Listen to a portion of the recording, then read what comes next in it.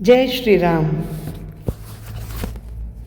जब चारों राजकुमारों की शिक्षा पूर्ण हो गई तो ऋषि वशिष्ठ ने राजा दशरथ को राजकुमारों को अयोध्या में वापस ले जाने के लिए उचित प्रबंध करने का संदेशा भेजा।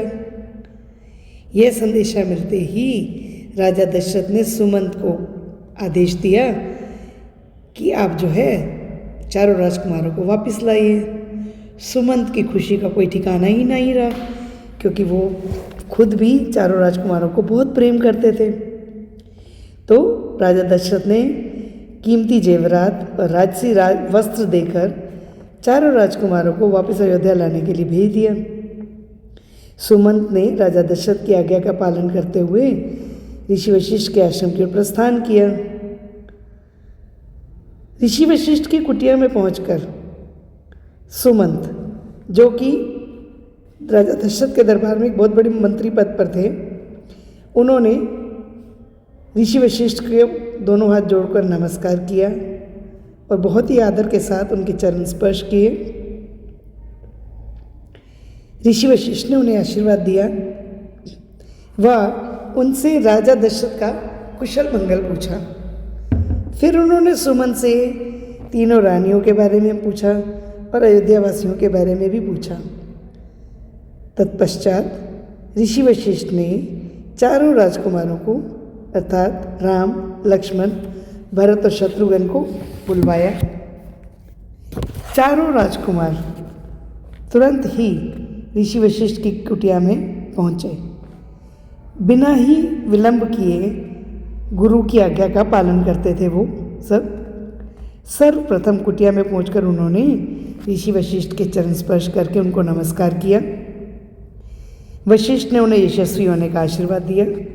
इसके बाद ऋषि वशिष्ठ ने उन्हें सुमंत का परिचय देते हुए कहा कि ये जो हैं आपके पिता द्वारा भेजे गए मंत्री हैं और ये आपको अयोध्या वापस ले जाने आए हैं।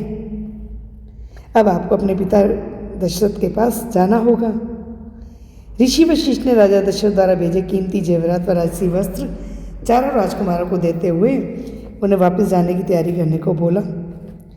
चारों राजकुमार, जिन्होंने अपनी बचपन का कीमती समय ऋषि वशिष्ठ के साथ व्यतीत किया था, उनकी आंखों में आंसू आ गए। क्यों? क्योंकि उनको गुरु से बहुत प्रेम था। इसे बोलते हैं गुरु और शिष्य का संबंध, आदर, सत्कार और सम्मान का। फिर सुमंत ने चारों राजकुमारों को राजसी कपड़े व जेवरात और मुकुट वगैरह राजमुकुट पहनाकर सुसज्जित किया। इसके बाद राजकुमारों ने रोते हुए दुखी हृदय से अपने प्रिय गुरु के से वापस जाने की अनुमति मांगी और फिर उन्होंने फिर से ऋषि वशिष्ठ व गुरु माता अरुंधति के चरण छुए, उनसे आशीर्वाद प्राप्त किया और अपने अन्य साथियों के साथ विदा लेते हुए दुखी मन से अयोध्या की ओर चल पड़े। सुमंत राम, लक्ष्मण, भरत व शत्रुघ्न को लेकर आश्रम से निकल पड़े। चारों राजकुमारों को अपने प्रिय गुरु व साथियों से बिछड़ना बिल्कुल भी अच्छा नहीं लग रहा था। फिर वे अपने अपने रथों पर बैठकर अयोध्या की ओर चल पड़े।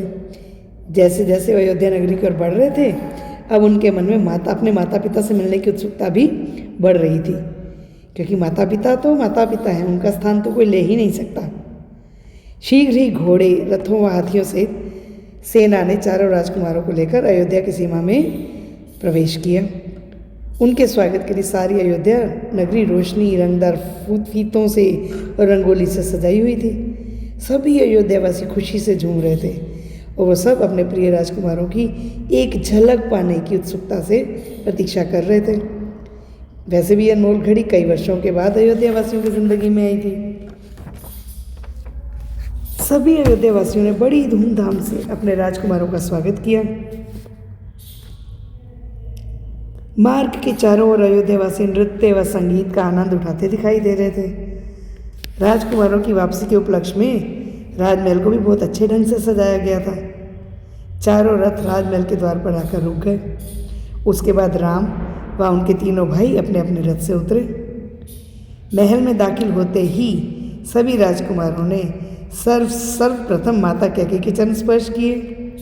कैकेयी ने उन्हें आशीर्वाद देते हुए उठाया और प्यार से अपने हृदय से लगा लिया।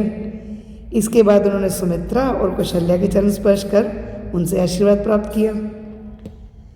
चारों राजकुमार अपने पिता राजा दशरथ के कक्ष में गए और उनके चरण स्पर्श किए।